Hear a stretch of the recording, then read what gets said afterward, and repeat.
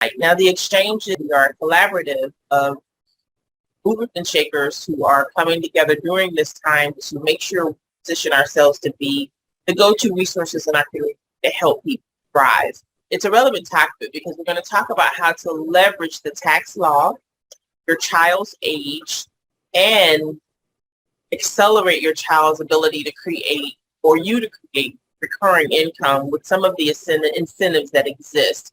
And what that's going to do is give them income a month, but it's also going to allow you to build a retirement nest egg for them.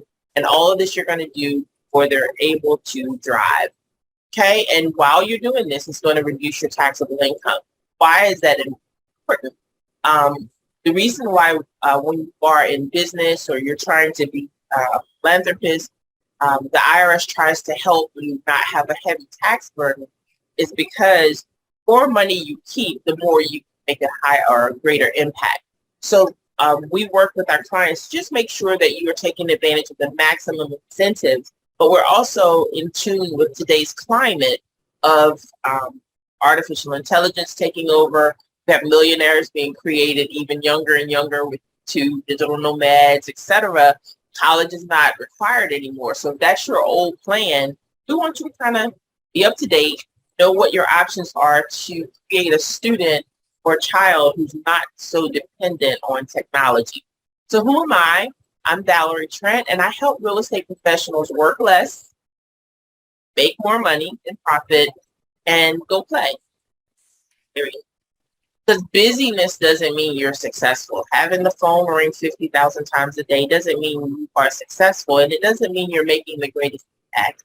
If you're tired, burnt out, you're putting out fires with your companies, that's not efficient use of time or your business. So there are things that you may not know for whatever reason that will help you be more efficient, and that's what we work with our clients to do. The first thing we find to do that is to help you maximize your relationship with the IRS, because the truth of the matter is the IRS is your largest investor, period.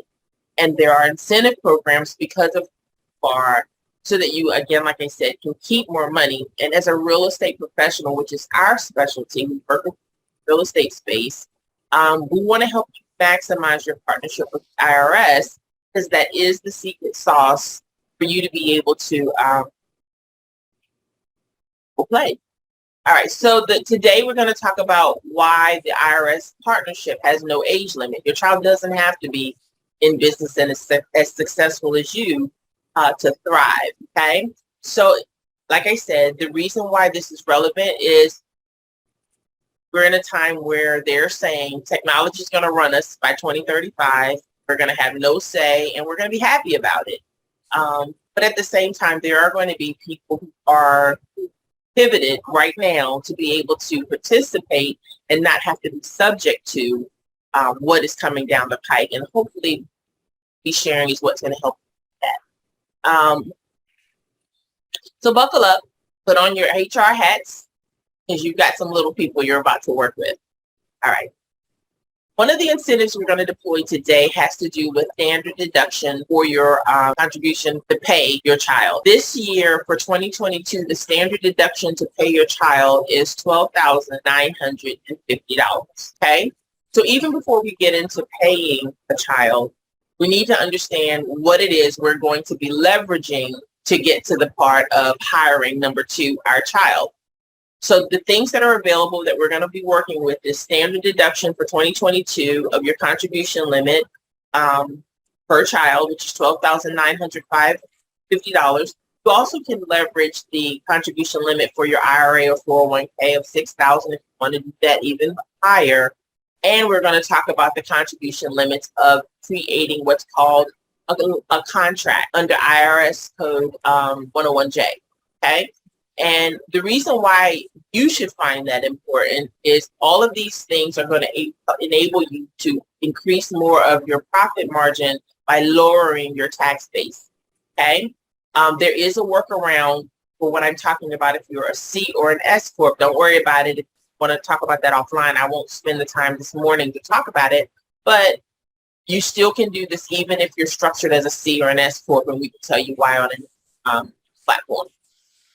So the reason why it's going to be important for you to create this relationship with your child is want to teach them right now about entrepreneurship, want to help them to develop healthy strong work ethics. And at the same time, you want to take advantage of tax incentives to make this an opportunity for them to earn money tax-free and you to reduce your taxable income.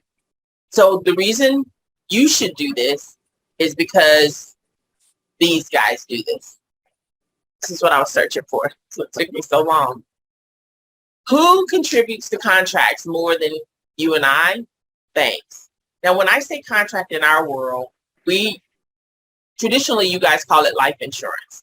In the world where we are, we leverage this as a living vehicle. So which is why it is termed life insurance. It has nothing to do with dying. So having an awareness of what you're able to leverage, which is the tax code around contributions, deductions, and setting up a resource that allows you to contribute at a higher level, because the limit on IRAs, remember we just said, was $6,000, but you're wallowing in more money than that. And so if I need to contribute above $6,000, or if my income is above the threshold for contributions or even setting up an IRA, what are some of my other options? Well, look at what banks do. Banks buy more life contracts than you do. Hence, Bank of America has $24 billion in a life contract. Why do they do that? It's because you have liquid access to this money without all of the tax punches that come with using the traditional marketplace. So if my money is in an IRA, when I'm using life contracts, there aren't any restrictions on my ability to touch that money. It grows. It is not reportable on my taxes, and I can leverage it in so many ways. Well, guess who knows that better than you? While you're running to the market, banks are running to life contracts. Because of your new awareness is you need to teach your children how to be independent in our new technology-dependent world. You need to create income streams, and you don't have the time to wait, because traditional financial planners are going to tell you, oh, give it 10 years and they'll be able to. We don't have 10 years to push this plan down the road. You need to be able to create assets and leverage those assets right now so that you can create sustainable streams of income for you, your child, and your family. And you need to do that in a tax efficient way. So the first strategy, let me go back to our mind map, is to set up this contract. Okay? By setting up this contract, you get to hire your child, and this is where you can deposit their pay. So by leveraging the tax code, you can deposit money into a contract with them, and it can be as little as $6 a day, which is where I said for $6 a day, you can create an ability for your child to buy a multifamily unit, because you always want them to buy properties not as a debt. You don't want them going in flipping. You don't want them going in buying their first home, and now they're laden with the burdens of home ownership where it doesn't pay them. The first thing we do in our world is we buy assets that pay us. We use that income to allow those assets to create profit centers. The first thing we do is we look at what the tax law allows us to do with the money that we're making.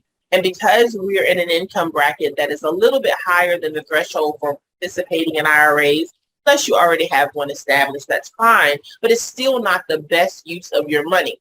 And as case in point, I wanted to show you, while people are programmed or taught to run to the marketplace, start investments for children like 529s, which would never be enough come college time, but it also stops them from being able to access college entitlements that they could possibly get. Also, they're sending you to put the child's money in a traditional IRA or 401k or whatever custodian account that is backed by the market. It's not the most efficient use of that allocation of resources, because you can't touch it. The idea is you need to set up assets that you can have liquidity or access to, so those assets can set up ongoing profit centers and abilities for you to take advantage of cash flow. And you can do that in a tax efficient way. So when you ask me, well, no, my financial advisor told me to go to the market, do a Roth IRA, do et cetera, I can tell you that is one way to do it, but I want to show you a more efficient way to do it only because the market takes time and it's not devoid of losses. So if you have a correction, you've lost time, now lost money, and you have to wait for things to come back in order for you to do what you need to do. Not to mention you have restrictions on access. So what we're talking about today is how do I help my child position themselves with tax advantages, create recurring income that we can leverage and make them less dependent on what may come down the road where colleges are disappearing or the need for college is disappearing because AI is taking over, have more digital or minor or under 18 millionaires that are just leveraging YouTube. There's a lot of opportunity and things are changing, and I want you all to understand why it is important to help your child keep up. And one of the number one vehicles that is used to create your ability to leverage yourself is a contract. In the regular world, people call it life insurance, which gives it a stigma. In our world, it is our bank. It is what we use to access money. One, because there are no restrictions on how much we can put in them. Even if we mech it out, there are ways to work around increasing it so that as our estate grows, we can add more. So there aren't any mech limits that prohibit us from being able to put unlimited amounts of money at our fingertips that do not get taxed for capital gains, that do not get taxed for when we touch it. We don't have withdrawal penalties. We don't have any of those things because the most important thing you need is cash flow. So for that, banks, what banks do you see here? Whether you speak to me or not, banks invest not in the market. You invest in the market while banks put their money in contracts. So the bank's assets are primarily vested in life, what traditionally is called life insurance. Case in point. So this reference is at usbanklocations.com, and it's banks being ranked by the amount of life insurance assets they have. Why would they do that? Because if you put your money in the insurance policy, in the right life insurance that you can leverage, that serves you, and I'm going to show you an example of that in a minute, but I just want to increase your awareness of your options for your child, because while the banks are doing it, it's not exclusive for them. The law isn't written uniquely for wealthy people. It's written for everyone. So if they are putting $24 billion in life insurance, JP Morgan Chase, PNC, this list is long. This is where, whether they're a small bank or a big bank, it is understood that you need to leverage the tax law about setting up your contract. So the first thing you want to do is set up a contract with your, need to use a trust. That's another training. We use trust. However, if not, you can use set up the contract with your child in mind. Okay, so today we're going to use the child. Just for disclaimer, I like to use trust. Okay, right. So then we set the trust up as the owner of the life contract, but the child is the insured, and then we hire our child. When we hire the child, show you how to do that and all the logistics of that. We're not going to get into that today. You're able to pay your child up to $12,950 and not have to pay they don't have to pay taxes on that money as long as you don't exceed that threshold. And it reduces your taxes when you do that. There's a way to do this. We help our clients do this, but I want to show you the impact of paying your child. And I'm not even going to go to the threshold. I'm going to use $6 a day just to show you how you can help your child create this freedom. Okay, so you hire your child and you pay them, not necessarily all in their pockets. You just have to be able to document that you did pay them. You did have to document that you hired them for something. So what's an example of what you can hire your child for? You can hire your child from ages 0 to age 22. As long as they're in college and you're still there supporting them, you can hire your child under what we're talking about today. You can also hire family members beyond that. It's another conversation, which is why tax planning is extremely important. But today, you can hire your child to clean the office, wash company cars. They won't even know they're working, guys, most of the time. Updating customer lists on your computer. How many of you guys ask kids for help on the phone all the time because they're smarter with this TikTok and this application more than you are? But if they're doing that to help you create a reel on Instagram, create a reel on TikTok, or do a Facebook reel or a YouTube creator studio, something. That is something that your children can help you do. And trust me, they understand how to do it early. You can help them do simple to advanced data entry. They can transcribe videos and audio. They can stuff envelopes. They can do website and funnel development. They can do trips to the post office. They can run errands. They can help at the office, like passing out handouts. They can do a lot more. They can do walking door to door, placing flyers on the door for your business. They can update your social media postings or your social media communications on LinkedIn. There are a lot of things that your children can do that the IRS will recognize that they are legitimately working your business. And there's a way to document and report it. That's another conversation for a private day, but you're understanding what I'm saying. So as you pay your child, I want to show you what that looked like. So to show you what that would look like at $6 a day, which is well beneath the threshold for what you're allowed to do. You don't have to put it all in one source. You just need to be able to document that you are actually paying your child. It looks something like this. So let's say, even if your child's already grown up, or I got it, you're like, oh, I missed this window, you still can deploy this. And what this is an illustration of, it is not whole life. Okay, let's just go back to your neighbor and say, yeah, it's not whole life. So let's say this child is 5 years old and the family decides to contribute $2,100 per year. So if we look over here on the left, the ages are here.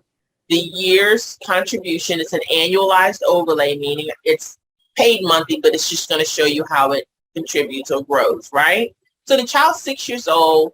Their cost of insurance is very nominal because you buy insurance or you set up life contracts with age and health. So the younger you are, the healthier you are, the more of the money goes into your account value. So look over here to the far right. Now we're illustrating this very low. If you met with me privately, I could show you what the actual performance of the accounts have done, just like you would if you were going to buy a Roth IRA from me, show you the past performance, not promising you anything future. But traditionally, S&P backed funds do the same thing. And that's what you are using in this vehicle. We can talk more about that later. I just want to do example purposes on how you're going to be able to get your child their first apartment building before they're able to drive. So you have a contribution every year of the $2,160, which is well below what we just talked about. You can go as high as $18,950 if you leverage both the IRA and the standard deduction. But let's move on. $2,100 is contributed to this. That comes to like $6 a day, $5.81 to be exact, a day, where you put this into a pay account, or, you know, this is being paid to the child and you're not giving it to them directly, but you're allowing it to grow at a nice rate of return. In exchange, the amount, if you notice on the death benefit, it does not stay stagnant. Whole life sometimes tends to stay stagnant with zeros, which means you're not keeping up with inflation. Your life contract needs to grow in as much as your cash value grows. And so what you're noticing here is the contribution is $2,160. The minus the account value of $1,491 is how much their insurance costs to access $100,000. The benefit of this simultaneously is it's a living benefit, accelerated, meaning if they get terminally ill, which is happening, chronically ill, heart attack, cancer, critically ill is cancer, heart attack, stroke, kidney failure. If they get chronic illness, which means they lose activities of daily living for whatever reason, COVID, monkeypox, it doesn't matter, for 90 days plus one, you have the death benefit that you can leverage and use while you're still breathing. So I have taken care of the oops, the what ifs, maybe, I don't know what could happen. She came down with mesothelioma. You're covered, okay? Because your death benefit acts as a living benefit, okay? But if you notice the $1,491 account value, everything that was not the cost of her insurance goes into the death benefit, which started at $100,000. So even if day one, year one, let's say 12 months in, her account value is now at $1,491 because the rest went to pay for insurance. If something happens, that amount is not lost to you. In a whole life policy, any cash value or account value that is in your policy, if there are zeros at the end of it, stays with the insurance company. Go back and do an insurance audit, talk to your person and tell them to change it. You want to capture your account value in your death benefit so that you can pace with inflation and it can grow and you can use it while you're alive should something happen. But that's not what we're talking about. We're talking about the net surrender value. Now, when you see this amount smaller, it just means if you walk away from it, we're not going to give you the benefit of the difference between the 215 and the 1491. It's a surrender charge or a surrender penalty. Okay. But as you stay, you'll notice we'll give it to you. Okay. So you paid 8, you still have your 7 as you stay a little bit longer. This covers the cost. Now, what you don't realize in an IRA is your custodian is taking 1% in charges off of top of your IRA money. In addition to that, your money is volatile. You're losing money. It's disappearing sometimes. Sometimes it's up, sometimes it's down. But in addition to that, your custodian is usually taking 0.95% no matter what happens. So your money is not working best for you in the market, and you're doing a lot of speculating. Well, in our world, we don't speculate. Warren Buffett said, don't lose my money. Rule number 1. Number 2, remember rule number 1. This is how he's able to say that, because when markets are down, no one comes into our contracts and takes money away from us. So we don't lose the power that we've done to leverage the S&P 500 or whatever we have it mirroring or indexed against. We're not losing that. You're doing a lot of stuff right now, because remember I said you're going to not only help them create recurring income, you're going to set them up for retirement. I'm about to show you that in just a second. So you have the $2,100 coming in. Let's say they're 10 years old. This is enough to get a property.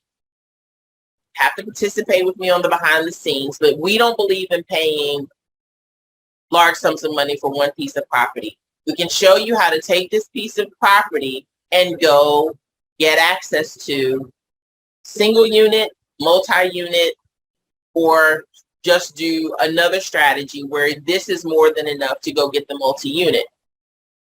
The reason why this is beneficial is no one is limiting me on 10%, or I have a withdrawal penalty, early withdrawal because I'm not 59 and a half. I don't have a taxable event if I take this money and it turns into $100,000. If I use the market and take this money and make a profit and put 100,000 back into my investment vehicle, did I create a capital gains event? I absolutely did. I started with 75. I grew it to 100. There's a capital gains tax that's going to take place. Not in life contracts, which is why we use them. We don't have to deal with that. So I can grow this as large as I want, as fast as I want. There will be obviously the TAMRA 7-pay limit, and we'll talk about that behind the scenes. But again, as my estate grows, I can change these numbers so that I don't have a modified endowment contract issue. Again, that's a different conversation. This is always the best vehicle. So either way, I'm paying my child so that I'm able to show a reduction in my taxes up to $2,160, right? I'm creating growth on that money, because if it's in the bank, it's not growing. If it's in a 529, it's subject to, I have to use it for education. It's subject to volatility. I may lose it. If it's in a 529, it's never going to be enough, and I have to report it on the FAFSA. I do not have to report this vehicle on my child's college application. Whatever's going on inside of it is nobody's business. Creditors can't touch it. Family members can't touch it. Nobody is privy to what's happening inside of this vehicle. Are we seeing why this is pretty powerful? So either way, at 10, I can choose to take action and add real estate assets. At 15, end of year 10, she's 15, he or she is 15, I have 20 grand. Remember I said if 7,000 is enough to get 1, I could probably be on course to get 2. But I'll probably be on course to get the 2 probably by the next year, because I'm going to take the proceeds and put it back in here, because sitting it in a bank account is not benefiting. I'm going to put it right back in here so it continues to grow. Okay. So probably the next year I'm going to do it again and again. But let's say I do absolutely nothing with buying a multifamily property. Nothing. I'm going to continue this account. When they get a job, they can continue the account, correct? But let's look at what we did for retirement if I do absolutely nothing. Let's go down till age 65. And so most people probably retire at 65. We don't know what the world's going to be.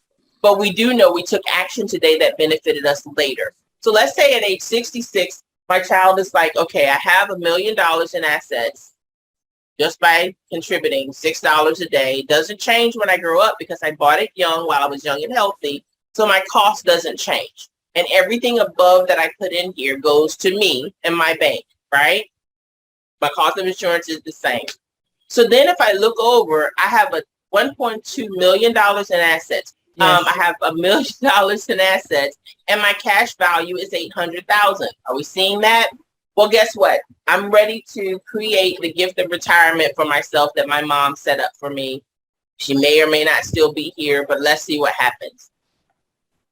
I now can retire with $66,000 in passive income at age 66 for the next 30 years and still have access to cash value and a grandparents fund for my kids. Okay, remember we were paying. The cost of insurance, money's growing. I may be investing, I may not be. But remember, I turned the investment off and I said, let's say I do nothing except pay my premium. Got that part, right? Yes. Years are passing. I have 86,000 in, 500,000 out, 200,000 in cash value. I keep doing this through my job, my work. I turned 65. My mom set this up for me, right? Got it? Mm-hmm. We reached 65 and I want to retire. Again, we don't know what's going to happen with things. Yeah, the world is interesting, but let's just go with us with the traditional retirement plan. So now I want to start taking income. Prior to this, I was paying. See? Yes. 66, I'm going to start getting paid. Based on the amount that I have in my cash value, the actuaries say I'm expected to live another 30 years. And based on that figure, that's enough from this policy to pay me $66,000 a year while I still have cash and a benefit for the children or my mom's grandchildren if something were to happen to me. So now here's my retirement fund on doing something right just one time. You guys got that? You said you got 66,000 that you're getting paid per year. Yes. And how much do you have left? Look over to the right column. You still have a death benefit of 1.2 million and a cash value of 776,000. And it is only diminishing because you're taking payments now. See it? But you still have access. So if I were to die at year 75 and I'm 70 years old, my beneficiary would get 933,000, which is my death benefit that's left with the 500 added to it. But I would have collected 667,000 would have been paid to me prior to me passing. Times 10 years, the 10 years. Yeah. Because I started taking it at 66 years old, right? Right. So, okay, times 10 years. I got you. Yeah. But it doesn't deplete my estate value. And I said, this is whether or not I did it in the investments. If I invest, these numbers are bananas. This is you doing nothing. Nothing. This is me doing, I didn't get the multifamily. I didn't get a single family. I didn't do a short-term rental. I didn't do a corporate property. I didn't do tour row. I did just add the $6 a day. $6 a day never changed because I didn't wait for it to get it. I got it when I was young and healthy. So my cost never changes, which is why in wealthy world, when a child is born, that's when they buy the contract. As soon as the child gets assigned a social security number, we buy contract because everything we put in above and beyond is based on the value of our estate. So however much our estate is, the mom can have 4 million, the child can have half of that by law, and we make contributions. The cost of insurance is still $5. The rest of it goes into funding the estate. That is today's training. Stay tuned. This is my birthday month. I'm going to be coming with little pieces, and I'll probably put little snippets of what I said on the page because, again, we are here to create results for our communities, to be the one who are impactful, and just make sure that we are making a difference and the go-to during these changing times in our areas. Welcome to the exchange, and see you next time.